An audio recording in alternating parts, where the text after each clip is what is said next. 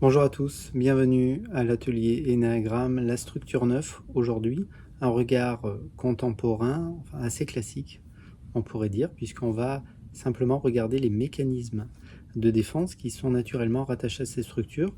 Si on regarde ces structures à travers son flux, les ailes et la désintégration. Donc je ne représente pas l'énéagramme, je ne vais pas non plus représenter en profondeur le profil 9, puisque je l'ai déjà fait sur d'autres vidéos.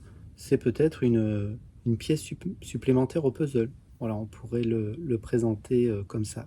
La structure 9, qui en réalité a peur du conflit, c'est souvent présenté comme ça. En réalité, enfin, il semblerait que c'est un peu plus complexe que ça. En fait, le 9 a peur de l'éloignement. C'est-à-dire, il a peur d'être éloigné des êtres qu'il aime.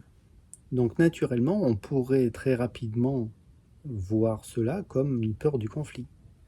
Mais à partir du moment où le 9, par exemple, sait que la situation ne va pas créer un divorce, une séparation, un éloignement, alors certains 9, avec la maturité, avec l'âge, avec l'expérience, peu importe, eh bien va à un moment donné pouvoir s'exprimer très clairement.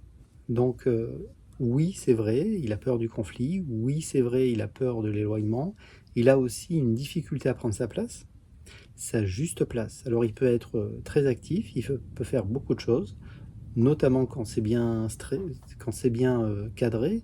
Quand c'est bien cadré, ça l'aide à sortir du stress. Donc vous le retrouvez dans des positions qui sont très stables en entreprise, où vous pouvez vous reposer sur lui parce que, eh bien, encore une fois, on va dire, c'est bien dessiné. Voilà, on sait où ça va. Alors, je m'arrête là parce que sinon je vais parler pendant 10 minutes de la structure 9. Représentons un tout petit peu l'énéagramme. Parce qu'on peut voir l'énéagramme de manière bien différente. Et c'est un peu ce qui se passe dans cet atelier. On essaye souvent de mêler des visions différentes. On essaye de ne pas s'enfermer dans une vision unique. Parce que l'énéagramme a créé à un moment donné une forme de séparation. Il y a ceux qui défendent un énéagramme contemporain, et il y a ceux qui défendent un énéagramme spirituel. Et peut-être que c'est en unissant ces deux aspects qu'on va à un moment donné pouvoir retirer le maximum de cette figure, de l'énéagramme. Donc l'énéagramme est un système, on pourrait le voir comme un système d'étude de la personnalité, non enfermant, c'est vraiment sa particularité. Et sans doute que l'un des aspects les plus fascinants de l'énéagramme, c'est que ça montre qu'est-ce qui se passe quand on est sous stress. Que l'énéagramme nous définit si bien, c'est une chose, parce que ça peut vraiment nous aller loin dans la définition, notamment des prises de conscience relativement inconscientes.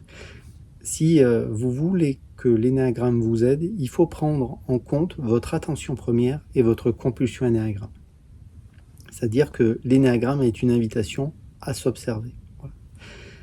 C'est une invitation, c'est pas une obligation. Et c'est vrai que peu d'êtres veulent réellement s'observer dans leur mécanisme. Alors, sur un énéagramme contemporain, effectivement, on est notre personnalité.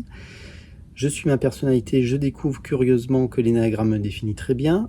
Encore pire, pour le dire ainsi, l'énéagramme définit extrêmement bien mon évolution. Voilà, et aussi le chemin évolutif. Enfin, qu'est-ce qui se passe quand on se libère de ce qui ne va pas, même si la conscience que nous sommes n'a pas bien sûr de profil, hein, c'est évident, et n'est pas en évolution non plus. Elle travaille déjà en harmonie dans chaque cellule du corps. Je le dis souvent dans ces vidéos. C'est un miracle qui se joue à chaque instant au sein de l'organisme. Un mystère qui nous dépasse et qu'on ne comprend pas forcément. Voilà. Alors, effectivement, sur un énéagramme contemporain, eh bien, je suis ma personnalité. Bon, voilà. Et puis certains d'entre nous, à un moment donné, se disent, mais ça me dérange. L'énéagramme me dérange parce que je ne peux pas être que mon profil.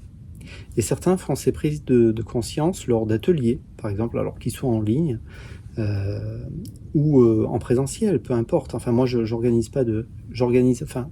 plus trop d'ateliers en présentiel, c'est compliqué à organiser. Je préfère les faire en ligne. Voilà.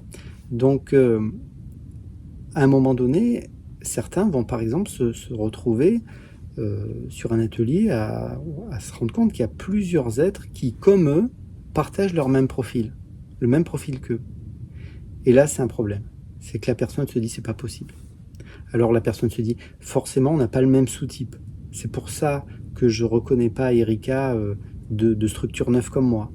Et puis on se rend compte qu'on a le même sous-type. Alors finalement, qu'est-ce que je suis? Est-ce que je suis que mon mental? Ou est-ce que finalement le mental est quelque chose de prévisible? Donc si je ne suis que mon mental, je pense donc je suis sur un énéagramme contemporain, et c'est ce qu'on va voir aujourd'hui.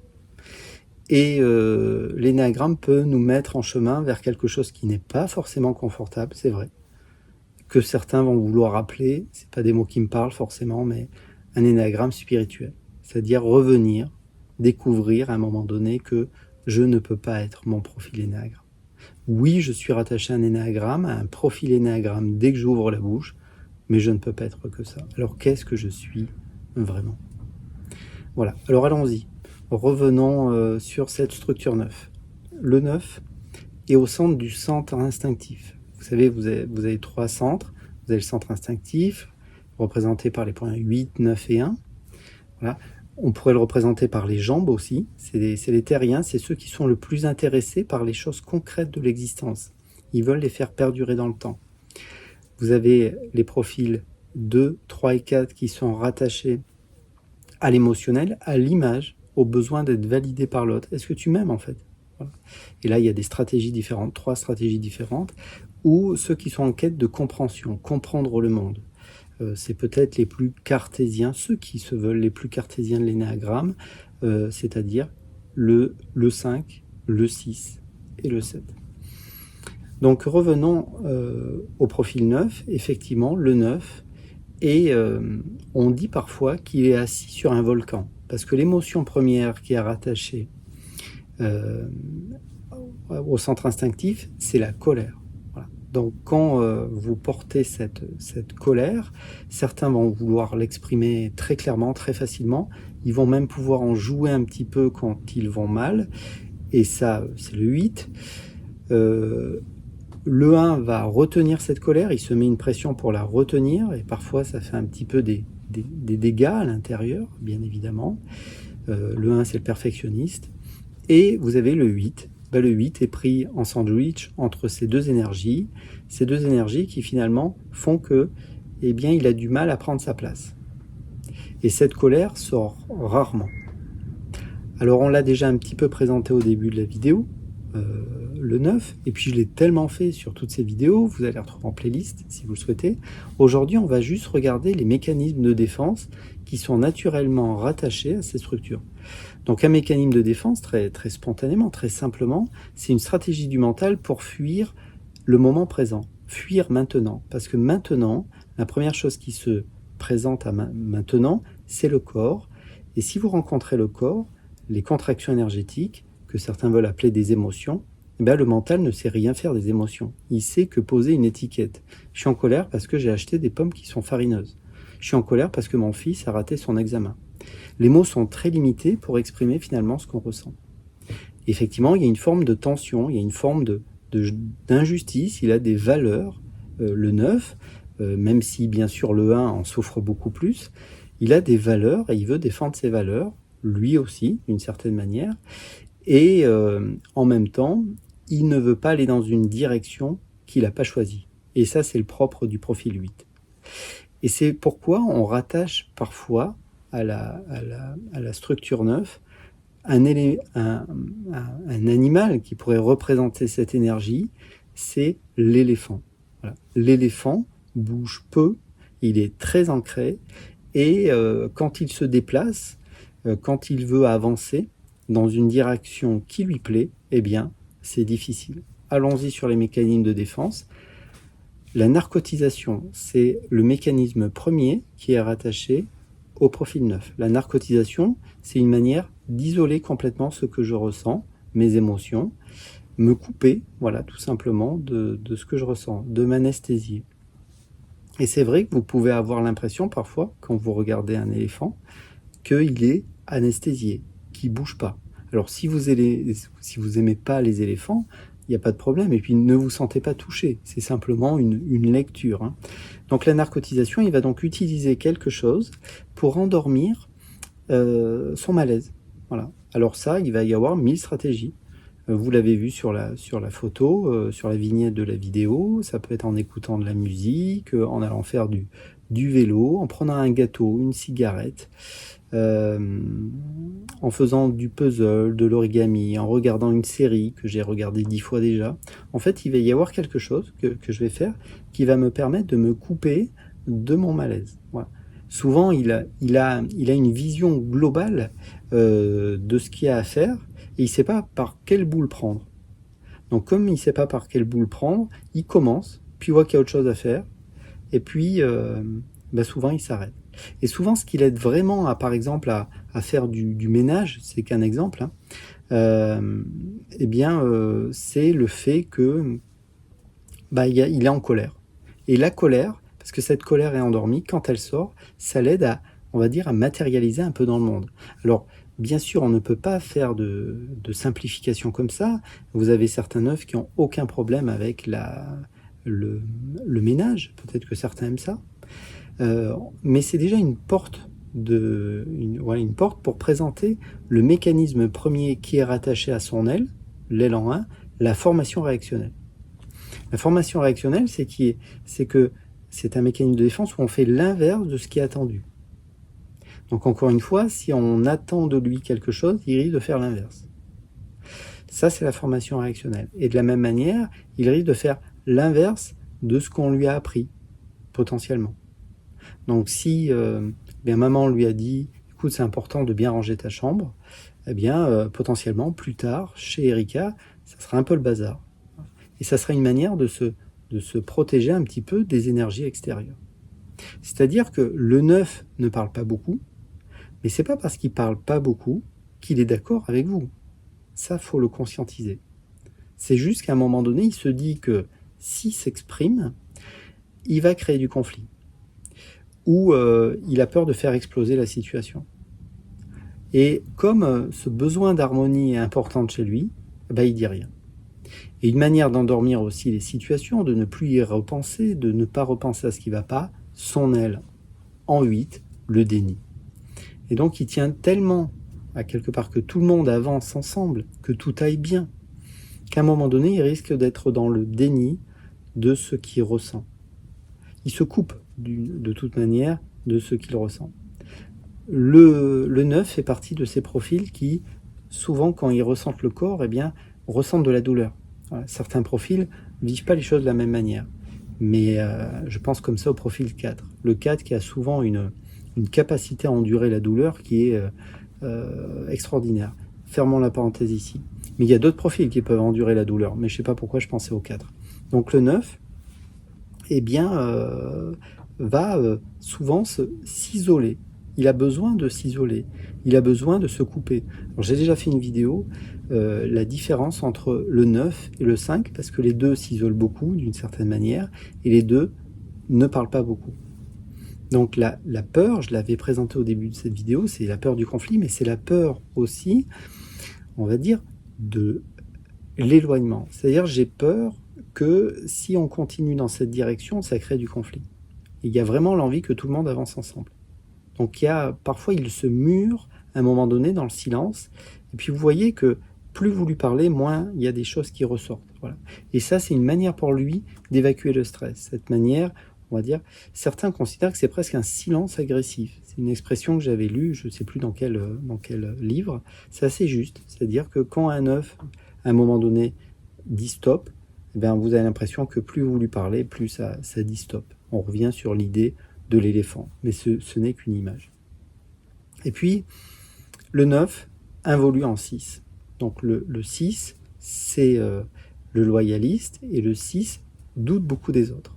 Il doute beaucoup des autres, et comme il doute beaucoup de lui aussi, hein, et comme il doute beaucoup des autres et beaucoup de lui, il a besoin de créer un cadre qui va lui permettre d'avancer. Voilà pourquoi il est très à l'aise, le 6, avec certains métiers, comme tout ce qu'il est, par exemple les pompiers, ou la gendarmerie, quelque chose où on sait à qui se référer, ou l'armée par exemple, quelque chose où on sait à quoi se référer. Et donc ensemble, ça c'est la vie du 6, ensemble on avance, parce que la peur fondamentale, c'est la peur de ne pas m'en sortir tout seul. Donc comme j'ai peur de ne pas m'en sortir tout seul, on s'entoure. Et il y a de la loyauté. Et donc là, le 9, en se désintégrant en 6, c'est un peu différent, il ne va pas douter des autres, il va douter de lui. Et il va, à un moment donné, commencer à, on pourrait le présenter comme ça, déplacer l'anxiété. Presque, il va presque se mettre remettre en question lui-même. Il pourrait même presque porter une forme de culpabilité. C'est-à-dire que quand une situation explose, potentiellement, il se demande si c'est pas sa faute.